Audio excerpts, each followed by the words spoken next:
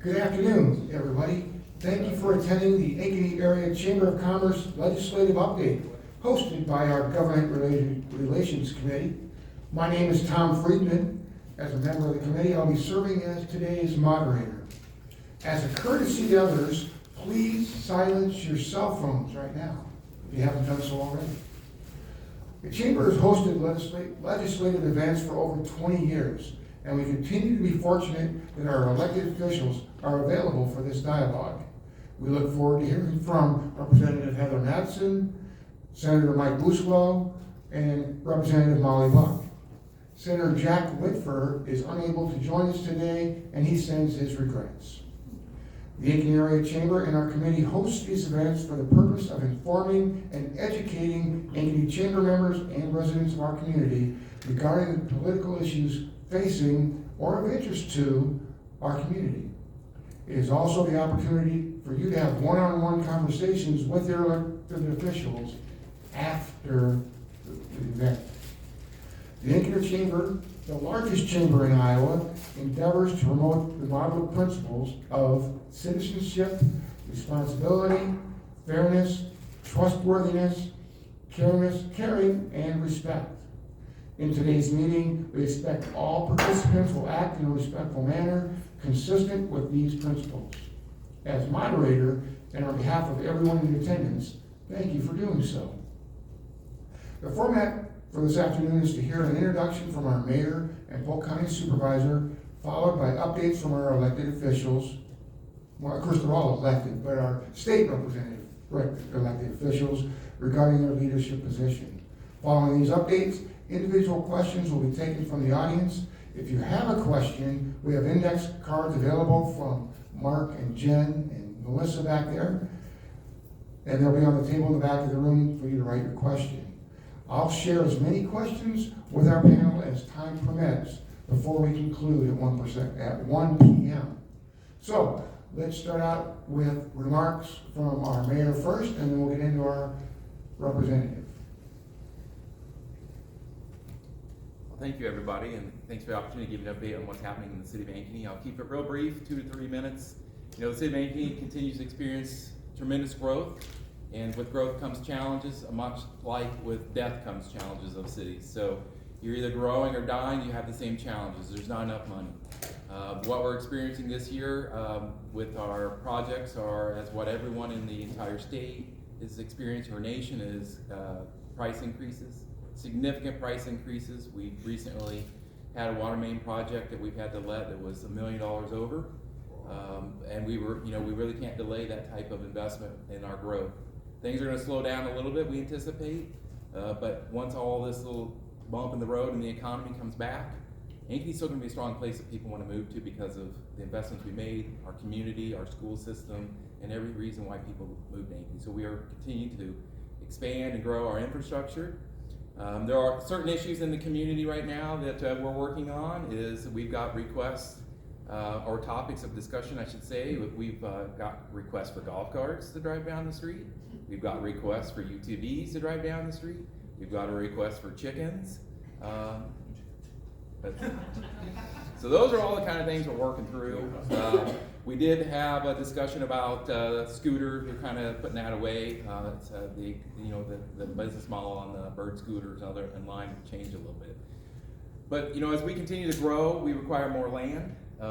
We pride ourselves on working with our developers and people who buy land that want to come into our city.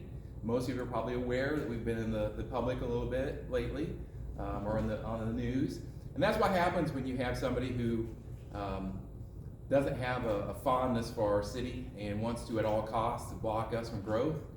Turns out that state law and the State Development Board stopped that annexation, and that we will continue to annex up and around the Allman area as requested by developers. The future growth of our city is dependent upon our ability to bring land in. Right now we have about 600 acres within our city limits that are not developed, and that represents less than 2 years of growth. So we are going to become a little more active with our annexation, seek out more partnerships, and continue to grow. If you haven't noticed, in the headlines too, there's a lot of communities that are being very aggressive in their annexations.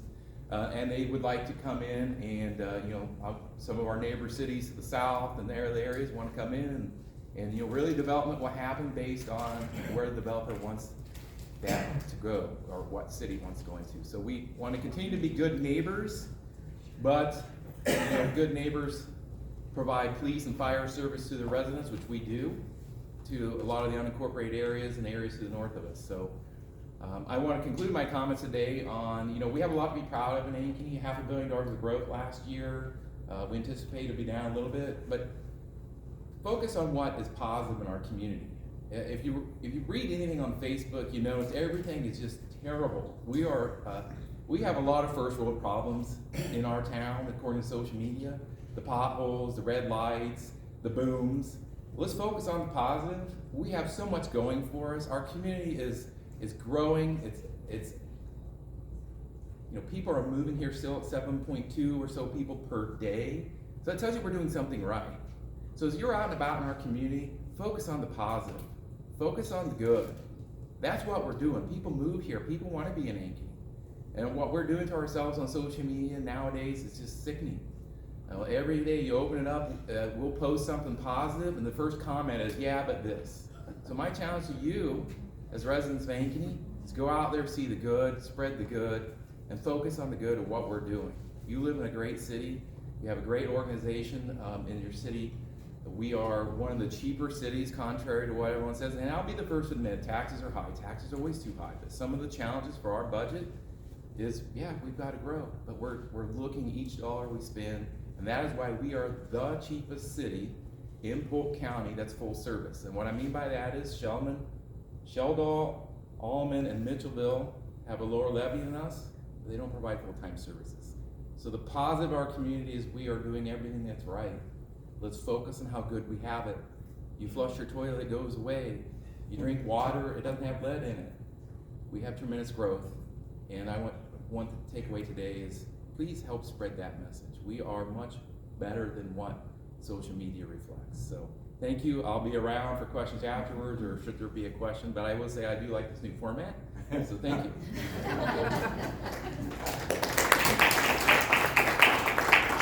Yeah, but, no. Yeah. Well, Yeah, but the format sucks. so, thank you. If we can all eliminate the yeah buts, we'd be much better off. So now let's hear from our supervisor, Steve Van Ort. Thank you, Steve. Let me just first say I love Ankeny. The former mayor, you should. I do. I was reflecting, I've been either associated or in Ankeny for 56 years now. And boy, what a bunch of changes. Alleman used to be clear out there in the middle of nowhere, and Des Moines is somewhere you got the privilege of going once a week. And now sometimes we go twice a day. The state of Polk County is good.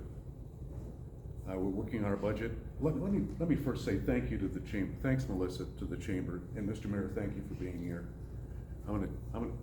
Tom, I'm gonna keep this upbeat tone, the mayor. Great. Mayor Stark. Thank And you. thanks to all of you and the help that you provide us and what you're doing and giving of your time. And I just certainly appreciate you. Our budget this year, we're in the midst of working on our FY24 budget, and it looks like it's gonna come in around $327 million. Sounds like a lot of money, but it's not. There's not a lot of increases over last year. We've got a lot of new projects that we want to tackle. One thing I do want to note, and I'll just go from the top to the bottom, is we're keeping our levy rate exactly where it was. We were able to lower it last year, and we can maintain that. The levy rate for unincorporated Polk County is at $6.77 per thousand, and that's for the cities. For the unincorporated, it's $11.32, and still I think it's fairly reasonable. One thing that we had, and probably was something we wrestled with, and I'll just try to be quick and succinct on it, is maybe I should say I wrestled with, as a result of COVID and some of the federal changes and monies that they dispersed. Polk County got $95 million in the ARPA funds, the American Relief, American Rescue Plan Act. $95 million is a lot of money. But we were able to, I think we have been able to take that money. We created 4 pillars of need, many of them centering around health and human services and employment, and we've been able to invest our monies in these types of programs. One that I'm very pleased with is that we have brought the hospitals of Polk County and Central Iowa together, and working with scholarship programs to educate and then raise up the next nurses, trying to help with those shortages. Another one is to helping come underneath childcare, so that one of the biggest concerns from a lot of people is childcare is so expensive, I can't get it, and the job I have, I can't even afford to have my job and pay for childcare. So that was another one. I think one of the ones that I'm very proud of, and Tom and I talked a little bit about it, is Tom and I are both on the Honest Life Foundation and Inc. board, and the Glenwood facility for On With Life is closing. The state is closing that facility down. There's 32 people. It's an extended care, and some of the people have been there over 10 years. That facility is closing. Able to find a facility in Polk City, a former nursing home, and have been able to buy that facility, and now it's about $5 to $7 million to retrofit it. The state has approved the relocation and the occupancy for nursing care, and one of the things that I was able to do with the ARPA funds is take $1 million of our ARPA funds and put it in the revitalization of that project. So I feel good about some of the things that we've been able to do. As the mayor said, and I'll kind of paraphrase some of it, I think we live in one of the best places, not just in the country, but in the world. Things are very positive, but it's because of all of us caring. And the last thank you I want to give is to all of you. Thank you. Steve, before we do have one question that came from our audience about this. Could you comment? I'll try to be quick. Could you comment about the proposed CO2 pipeline that is proposed to come through Polk County? And it's coming, the proposal is to come I don't know a lot about it. Our county administrator is really following that more than I am. It's not in, this is not an excuse, it's not in my district, so I don't pay as close attention to it specifically, but it will kind of go across, I believe, the northeast, if it goes through the pipeline. It goes all across the country. We have not taken a position on it yet. We need a lot more information. The Iowa Association of Counties is looking carefully at it. But when it does come, I think the Board of Supervisors is quite split about it. So I'm not dancing about it. It's just I don't have a lot of information, but our county administrator is following that very closely, and I hope you do too. Thank you. I'd like to thank the sponsors of today's event, as noted on the projection screens in front and side here. Our legislative updates series presenting sponsor is Snyder and Associates, with today's legislative update sponsor being Craig Toole. Please help me in recognizing Snyder and Associates and Craig Toole. Thank you to them. Now I'd like to turn the microphone over to the state legislative elected officials to give us a 2 to 5 minute update each, and we'll start with Heather. Well, thank you so much, and thank you so much to the Chamber for hosting. I'm thrilled to be back up here again, and Tom, thanks for that reminder of 2 to 5 minutes. So I will not take the time going into detail about the medical malpractice bill that was passed the other day, because that would take way longer. So I just want to start off with a just kind of reminder of the committees that I serve on and just what I am hoping to work on a little bit this session.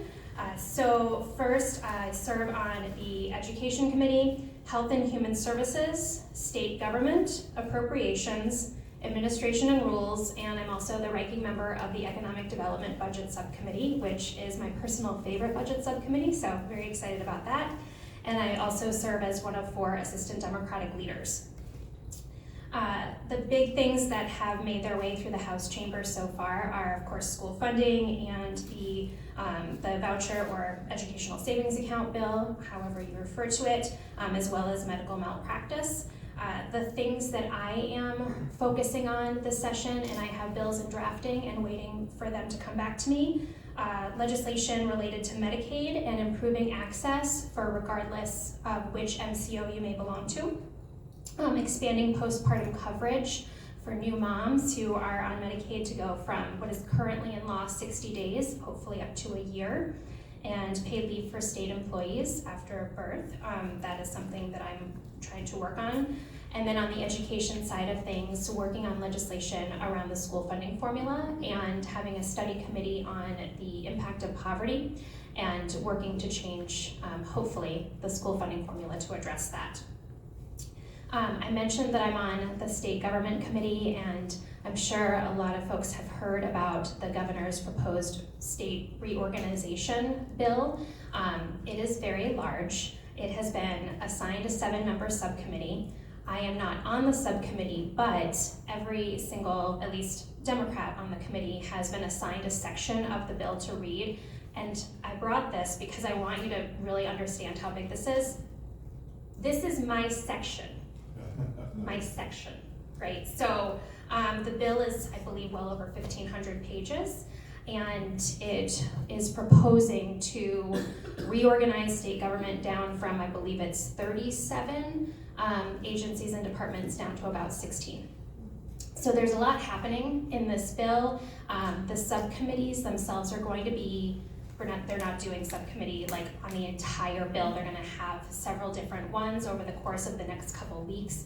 The chair of state government has indicated that she would like to be voting on the entire bill in committee at the beginning of March. So if this is something that you are interested in, I would encourage you to kind of keep an eye out for when those subcommittees are meeting to kind of follow it a little bit.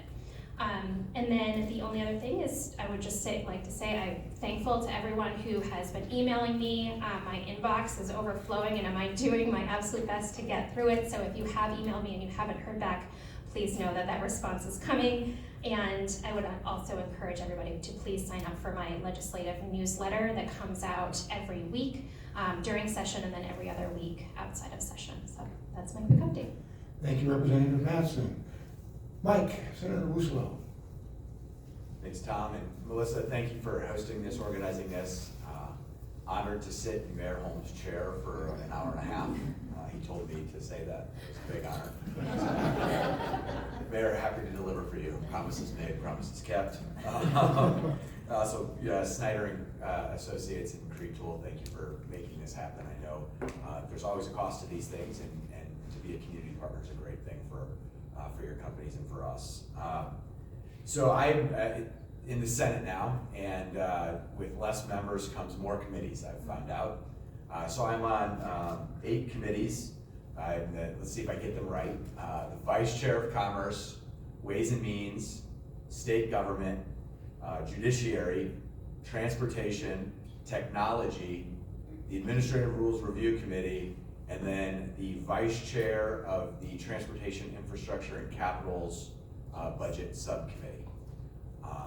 So that has me busy, it turns out, and I'm doing my best to stay busy, but also to work on the topics that I promised voters this past fall that I would, and that's making sure that we're putting as a priority in state government the creation of jobs, that our schools are getting what they need, and our students, most importantly, are getting what they need, and that we're keeping our communities safe. For me, another part that I heard at almost every door, I'm sure we all have lived through it, is the cost of living. The cost of living just seems to keep going up and up. And we in the state government can't do much about monetary policy, the last I checked. But what we can do is we can affect and impact what people pay for certain things, right? We can have an impact on that cost of living for Iowans. And so that's something that's near and dear to my heart, and something that I'm focused on as a passion. And as Representative Mattson alluded to, we've passed through both chambers 3 major pieces of legislation with the governor's education savings account plan, state supplemental aid, which was higher than what the governor recommended, medical malpractice protections that ended up being bipartisan in the Iowa House and not in the Iowa Senate. And then finally, the Senate has passed, the House has not yet taken it up, some protections for residential property taxpayers. And so I think that those are important pieces of legislation. I voted in favor of all 4 of those on the Iowa Senate floor. Personally, I'm working on, I do get that wonderful, wonderful honor of getting to sit on a subcommittee for government reorganization. 1,600 pages. You know, I have to carry it around in this because I can't carry around a 1,600 page bill. It needs a bigger binder, right? That's true.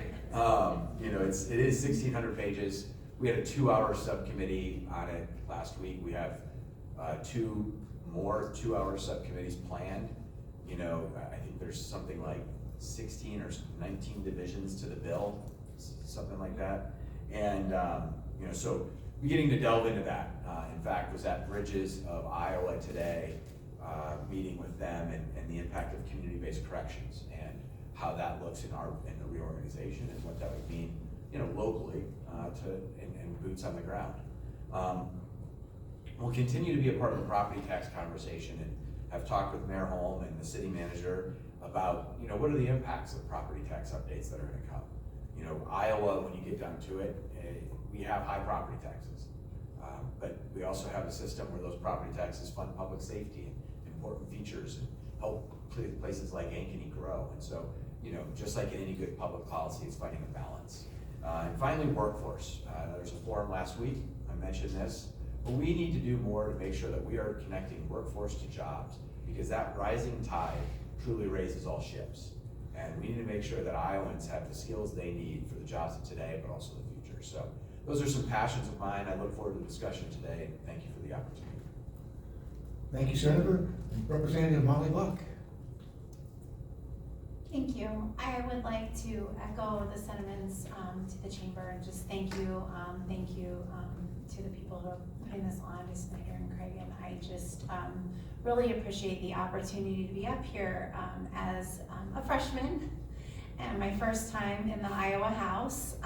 It's been very exciting, a little like drinking out of a fire hose this session, I would say. I have the privilege of serving on the Education Committee, which is a passion of mine. I teach school here in Ankeny. I teach 5th grade right around the corner at Heritage Elementary.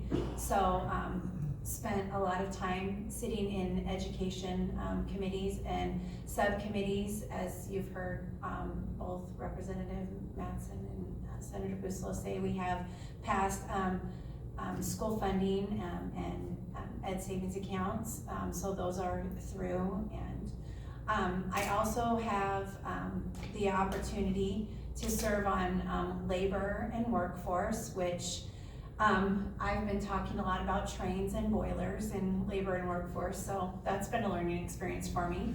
I get to sit also on environmental protection. We have had the state geological survey from the University of Iowa come down and talk to us about all the ways there are to store carbon. That's been interesting. And then we just had an informational committee meeting on carbon pipelines. So we've been delving into that in environmental protection. I also serve on economic growth and technology. And in economic growth and technology, we've talked a lot about cybersecurity this year, ransomware, looking at maybe putting some penalties in place for those and ways that we can work together.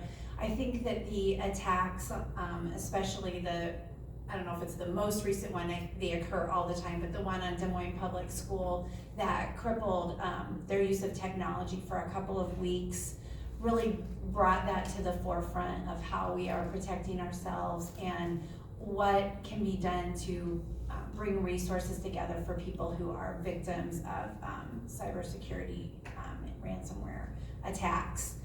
I also have the privilege of serving on the Educational Budget Subcommittee. We're talking a lot about the reorganization. We've had numerous people come and talk to us about how they're going to fit into that reorganization, where they will be moving to. I think it has people uneasy, but I don't know that it's necessarily all bad.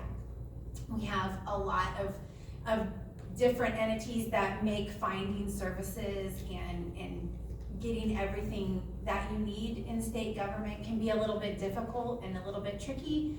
And so I think there are ways, hopefully, I know it's a complicated bill and I don't pretend to know a lot, if much, about it at all, but I'm hopeful that that reorganization will make it easier for people to be able to access the services that they need.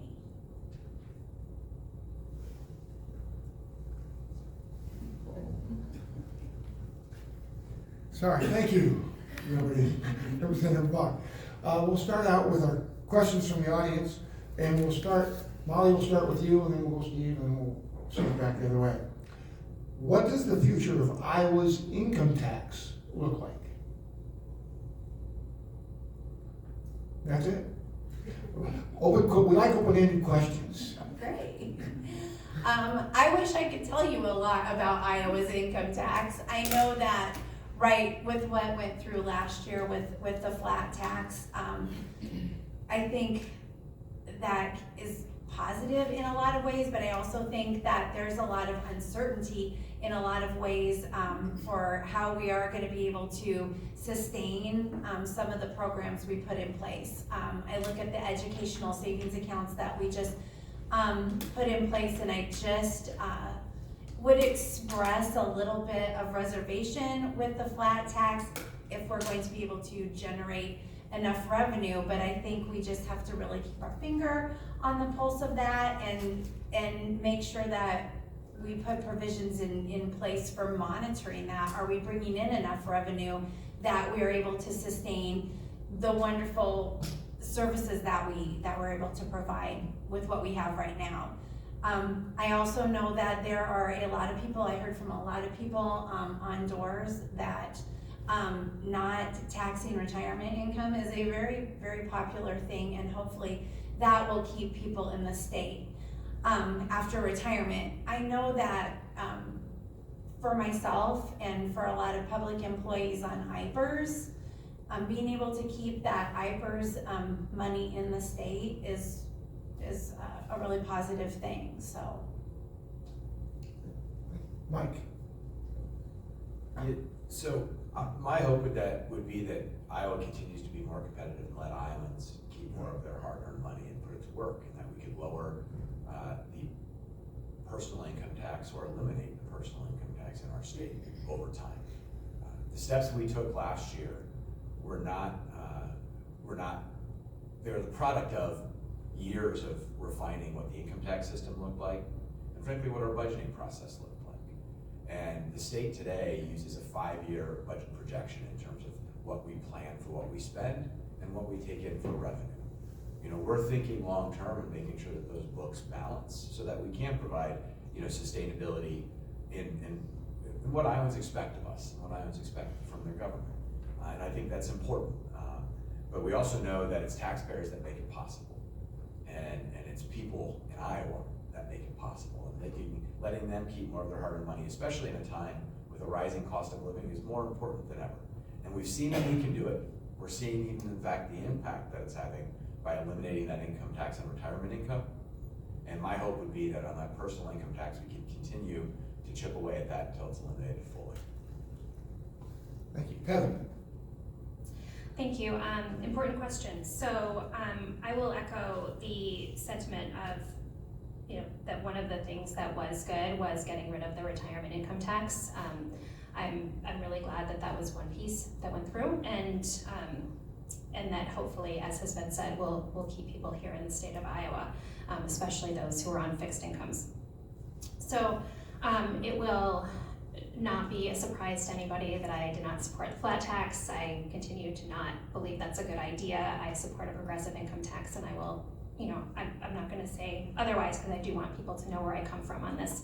I do have reservations about this push to get down to no income tax in the state, in part because I think about even our community here where, as we have talked about how much we love all of the really fantastic things that Ankeny has to offer. And, when we think about it, these things are paid for through tax dollars, through a lot of different components of it. But I want to make sure that as a state, we are able to continue to do all of the really wonderful things that Iowa is able to offer and that Ankeny is able to offer. So that would just be kind of where I'm coming in that regard. And I know that the governor has also indicated that she would like to get down to no income tax. So I guess it just kind of remains to be seen what makes its way through the Ways and Means committees this year on income tax. And, I guess we'll cross that bridge a little bit when we get to it. Thank you. Our next question is, you guys talked about it a little bit with the state reorganization, of potential state reorganization. This question specifically wants to know what you think about specifically the impacts on local control if the state reorganization happens. Senator Mike, we'll start with you and then we'll go to Heather and then Bob. Well, I think it's a great question, and with a 1,600-page bill, it's a lot of hard work to make sure that we try and understand any of the potential and even potentially unforeseen impacts that could happen, whether that's to state government or to local government, local control. As I mentioned in my opening remarks, just this morning I was at Bridges of Iowa. For those of you who aren't familiar with that's a substance abuse treatment program that's co-located with the Polk County Jail. Private entity, totally private entity. However, they work very closely with community-based corrections, who we would call parole officers. And those parole officers, they have huge power, huge say, and huge impact on the life of somebody who was previously incarcerated. And let's say you were incarcerated for using drugs, or you were even for anything else, but you are found to relapse when you're on your parole. Those parole officers have a say in whether or not that is a technical violation, which means that you actually get to stay out and they continue treatment and you're not put back in jail or prison. Or if it's a violation of your parole terms, which means you actually go back to prison or back to jail. I bring that up because the reorganization bill the 1,100 parole officers and community-based corrections officers are W-2 state employees today. By every definition of employee, they're employees. They're members of AFSCME, they get IPERS, they're W-2, the top left corner of that check they get a paper check, says state of Iowa. However, their oversight of those community-based corrections is actually local. Local boards hire that local leader for that community-based correction. And hearing from public safety officials and from Bridges of Iowa, like I did this morning, it's about understanding what's going to happen to the leadership and philosophy and the impact on the day-to-day decision-making for these community-based corrections who might be working to keep folks out of prison or working to make sure that the community stays safe versus what the role of the Department of Corrections is. Our prisons are at a 20-year low in terms of population, right? We have less people in prison than we have in 20 years. We have more, by the way, more people live in Iowa than they have in 20 years, right? So to give you some context. But that's just one example, a concrete example. There's many more, I'm sure. But that's the one that comes to mind because of the meeting I had this morning. It's something I'm acutely aware of. And to me, that's why we're having these conversations. It's why we're having multiple subcommittees that are multiple hours long and gonna work to continue that dialogue locally and at the state level with how this could make impacts. I think those are all really good points, so I'm glad that you brought them up. And one thing that I'll just kind of add to that too is I'm going to start reading through my giant binder. When I'm reading through legislation, it's not just like what are the words on the page and what's right in front of me, but trying to think through what are possible unintended consequences of what is on the paper. So regardless of whether or not it is intentional, right, what could possibly happen because of that. So one of the things that I will be thinking about as I'm reading through it is there an impact on local control? what would happen with funding, all of those different pieces, and so I just wanted to share that. One thing that I know that was shared with me by someone else who was reading in their section relates to, for example, the Attorney General being able to go into a county in the state of Iowa and not upon invitation and decide to try a case that local county attorney was not going to do. And so that's just an example of something that's currently in there. I don't know if it's gonna stay. It's entirely possible that will get amended out, so I don't wanna be going down some kind of path there, but just something to think about of, what are the different power structure changes that are being proposed as well. That is an absolute monster of a bill, and I would anticipate many amendments and many strikeouts coming through committee as that bill comes through committee and subcommittees. I would just like to say that when it comes to local control, I really think that most of us would be up at the State House advocating that the people who are making decisions within our own community really understand the needs of our community, and I would echo that all across Iowa. I think that people in their communities know what they need, and I think most of us would be, for myself for sure, would be very supportive of policies that left a lot to local controls and kept the state government in its lane, I guess. Thank you. It's always good to be a freshman legislator and get a 1,600-page bill. All right, next question, and Heather, we'll start with you on this one. Small businesses are still struggling to find workforce. What is being done to assist in finding these people to work in our small businesses? That's a great question, and yes, it is a huge challenge. I would say of the things that I'm seeing come forward, there is a lot around childcare, trying to expand it out. One of the bills that kind of relates a little bit more to childcare facilities, but in general, I would also say that almost every single conversation at the legislature, regardless of topic of the bill, in some way someone says this relates to workforce. So just know, everyone is trying to make that about everything. But the bill that I'm thinking of, that I just served on a subcommittee for, was for childcare workers, making sure that they would automatically qualify for childcare assistance and be able to get their child in a facility or in home place, which will be really helpful for getting more people into the workforce. That's the first thing that jumps to mind, and I apologize because I'm trying to think of the other things that are very specific about workforce. If I think of something, I will pop back on. Molly? So a couple of things that I've been working on or looking at would relate specifically around licensures for people coming out of high school or out of community colleges. We're really looking at, so education has changed so much over the years, and we get a lot of kids coming out of school with a lot more college credits than they had before.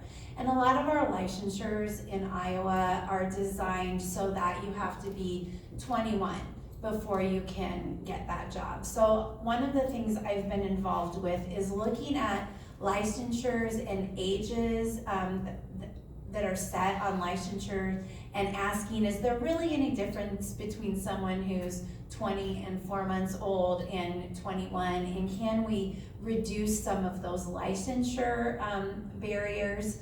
And while we've worked in education, specifically as one of them that I've worked on, to try and make sure that if you're coming out with an associate's degree, that you are able to get right into the school as an associate or a substitute, and even lowering the mandatory age for people to get their teacher's license licenses, and so they could enter the workplace a little bit younger. Another one I've been working on is with, there's a cosmetology bill out there, and maybe looking at some different ways that we can get people into the workforce. One of the barriers that people have, or I guess it's a barrier that people have talked about, is that when kids especially come out of college or come out of community college with a certification or a degree, and they can't actually get their license to practice, they might leave, they might, choose not to work for a while. So getting people into the workforce is one of the things I've been focused on up there. So I think those are all great comments from both the representatives. For me, this is something that I noticed when, last year, and North High School in Des Moines had a welding teacher, and that welding teacher retired. The rule of 88, and get to the retire. But the important lesson there is not that the welding teacher retired; it's that they couldn't find a welding teacher to replace him. And the problem with that is that those kids at Des Moines North, and why couldn't they? Well, because it pays more to be a welder now than it would for someone to go be a welding teacher. And those kids at Des Moines North don't just miss out on learning how to weld. They miss out on a career path, as was alluded to. They miss out on someone who says, this is what it takes to get a skilled workforce, and you don't need to go to college. You can go get skilled training, get a job without student debt. And that's a challenge not just faced in Des Moines, it's a challenge faced statewide, that we're maybe not doing enough to connect the youth of Iowa to the jobs of the future. And when you think of the jobs of the future, sometimes you think about computers and all this technological stuff. Now, sometimes it's just electrical, HVAC, plumbing, welding. And last year, after that horrific shooting at Des Moines East High School, I was talking to Representative KO, Bill Simon. And he said, Mike, part of the problem is these kids, they didn't know they had another choice. Gangbanging was the best choice for them, the most rational choice for them. And to me, it is incumbent upon us, in fact, not just for the sake of the community, for the sake of the kids, for the sake of the workforce, that we connect kids to the jobs that are really out there and paying, what it takes to get there. That to be an electrician, you don't need to have calculus, but you do have to have high school algebra. It's a little bit more important now because it's going to get you a job that pays $75,000 a year and no student debt. Connecting those folks and people who don't know what that path is to that path, to that future. And we need to continue to look at that through public-private partnerships, through also, frankly, and this is something I'm working on, a bill that says if you're on parole and you're willing to get that skilled training, that skilled training exists. Supervisor Van Ort reminded me of that last week, but it doesn't count necessarily towards good time served yet. Well, we can fix that, right? We can create that incentive to do the right thing. And then on licensure, it's licensure and making it easier for folks who do move here, because we do need more people, not just better trained Iowans who are already here, to come in and practice their trades. But also looking at scope of practice. A bill went through committee last week, and again, this is not my forte, but it was on interior design, and they had to be overseen by an architect. And it was just unrealistic, and every side kind of came to agree. That's one minor example of what can we do to make it so that folks who are well-trained and the scope of practice laws that are stopping them from practicing and providing services can be brought down so that Iowans and folks can practice those trades throughout the state. Go ahead. Is it okay if I just add one thing that I thought of? Thank you. We were a little bit less formal than a total forum setting, so I was like, I thought of something else. So I mentioned that I'm the ranking member of the Economic Development Budget Subcommittee, and there are a number of things that fall under that budget that obviously relate to economic development, supporting small businesses.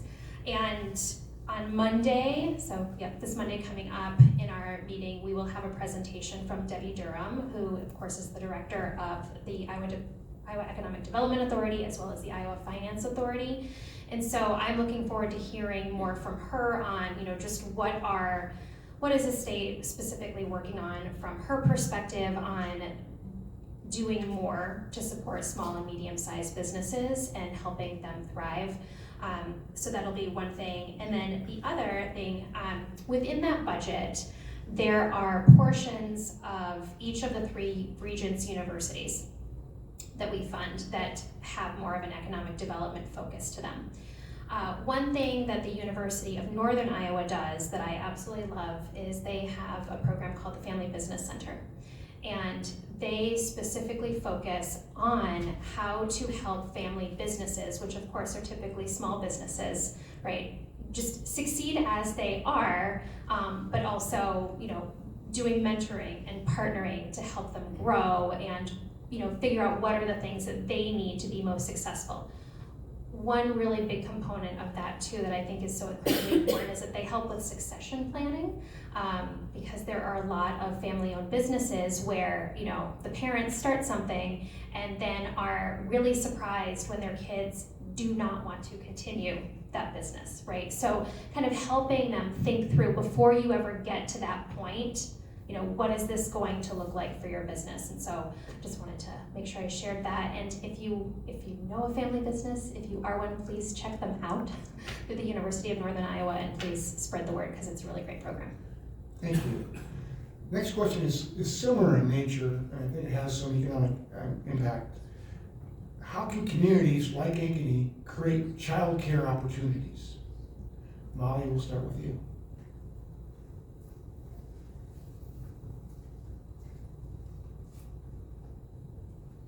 I think, honestly, there is so much that can be done to create childcare opportunities. When I think about, and I know that this can be controversial, but when I think about, just so everybody knows, before I was a teacher, I was a daycare provider. I worked in a child development center in Nebraska, and I spent years doing that, and it was a great learning opportunity. And I know there's a little bit anyway of controversy of putting kids with young students, but I think we can partner our schools with child care development centers to help with workforce. Right now we have a teacher program where teachers come, the Teacher Academy, where kids come from the high school into our classrooms and they help out. They're supervised by a teacher. We could have a program like that with our high school where our high schoolers can come into child development centers and help out in those ways. I think with licensure, there can be ways to work around. I would never ever say that we should put very young students with children. I'm not saying that, but there are ways to make to reduce barriers in licensure around that, and just add to training programs in our schools. So. I think to Representative Buck's point, we need to build on what she's talking about in terms of workforce, in terms of red tape. Last year we took some of those steps. We did expand some of the accessibility to workforce for child care centers in what I believe would be a common sense way, but was certainly up for debate. We also took steps on the ratios and took the state of Iowa into line with what 38 other states are doing for ratios. So for example, in Iowa, that was 1 teacher for every 8 3-year-olds, we changed that ratio to 1 teacher for every 10 3-year-olds. Again, 38 states were already doing it, but what difference does that make? And we can allow that, right? The child care center can make their choice. But what difference does that make? Well, instead of needing, for every 40 kids needing 5 teachers, you need 4. So now you can pay the teacher more money, or you can lower the rates for the students, or a mix thereof. But something I'll never forget that was part of that conversation, right? Those are steps that we did take. But I was talking to a child care center here in Ankeny, and I'm not well versed enough to have the right term, but I would call it a chain. She would probably take offense to that. It's like a chain. They have these franchise, they should probably give us that too. But they have these centers throughout the country. And she said her center, both in terms of the building layout, it's PhD driven, it's by all these very smart people who are well trained in child development. And her building is based on one that is also in Atlanta, Georgia. And she pays for her business in Ankeny, Iowa, higher property taxes than that same center in Atlanta, Georgia. And she says, Mike, you know, that property tax goes straight to the cost that I have to charge parents. It's straight to making it less affordable and less accessible for my business to deliver that childcare for Iowa families. And so when we talk about the impacts of having, you know, the 45th worst property tax environment for commercial real estate in the state of Iowa versus other states, that's the impact that it has on families and on business owners. And so that's why I think that you see the bipartisan interest in making sure that we're doing things to impact what those taxes are, because the impact that they have, not on what we're trying to accomplish, but the impact they have on families. So that's something that I've learned and have taken with me, and I think we need to keep working, because this, I think we've all alluded to, but I know they both alluded to, you know, childcare, that is something that if you can't take care of your kid, we saw this during the pandemic, can't take care of those kiddos, it gets a lot harder to go to work. And you know, you have parents who are facing an impossible choice between putting food on the table or making sure somebody's watching over their child. So we need to keep working on it, and I think we will.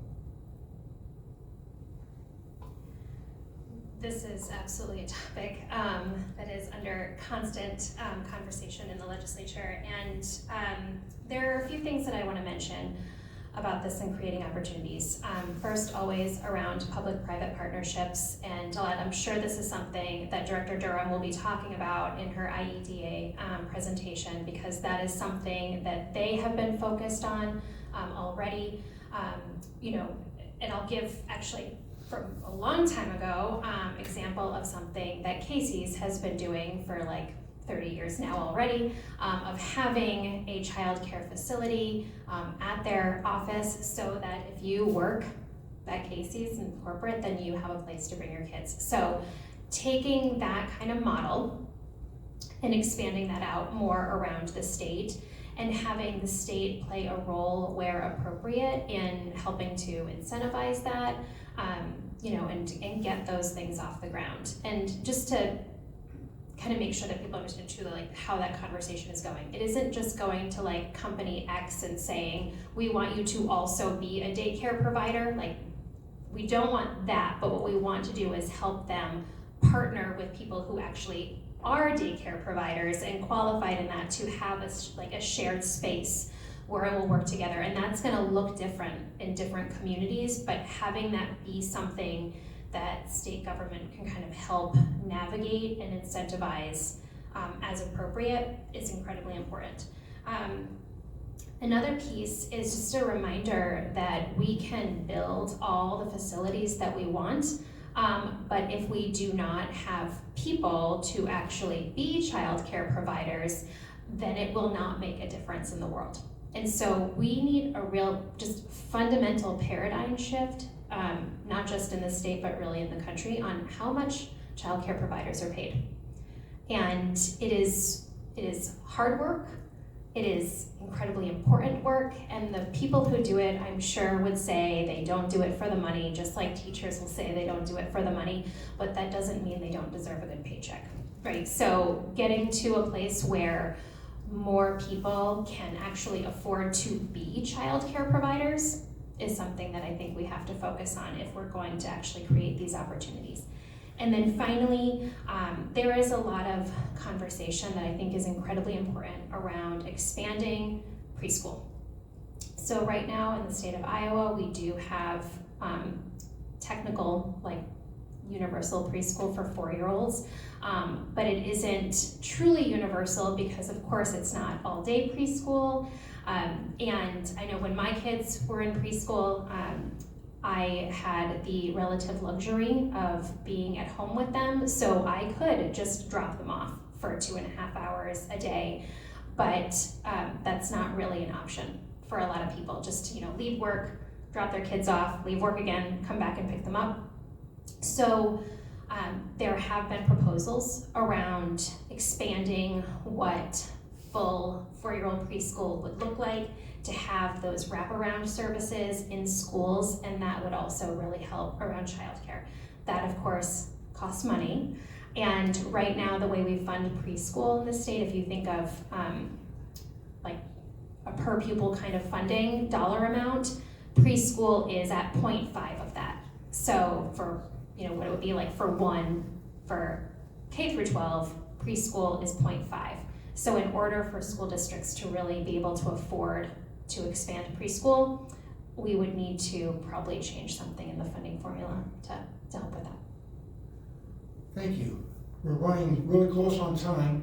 I've got one more question to ask, so I'm gonna ask that your answers be short, succinct, and to the point, like in 1 minute or less.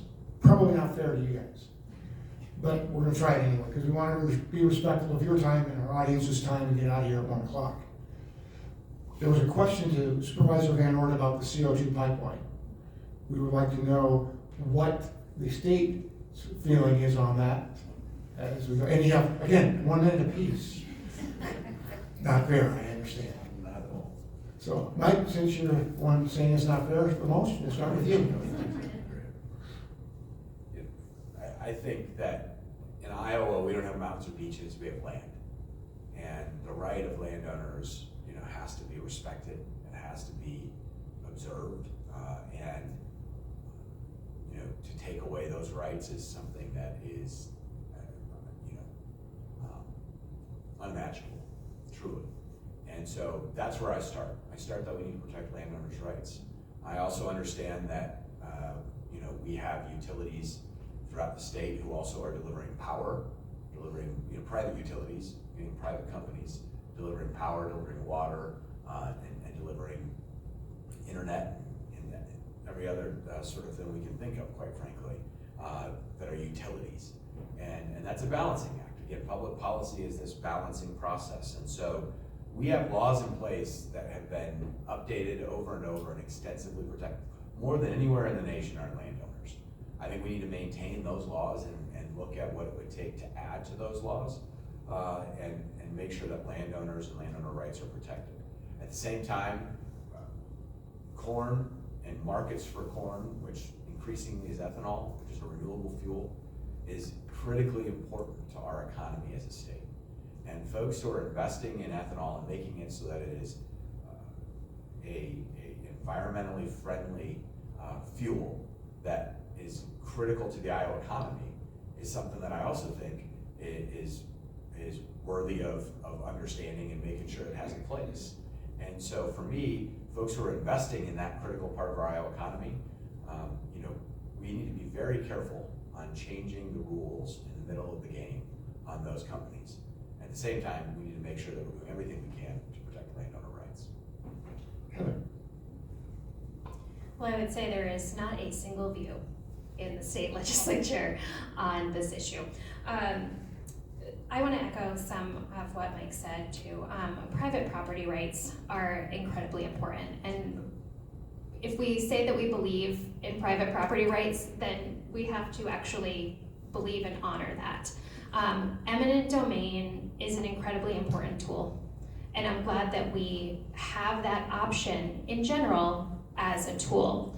That being said, eminent domain is necessary for the public good.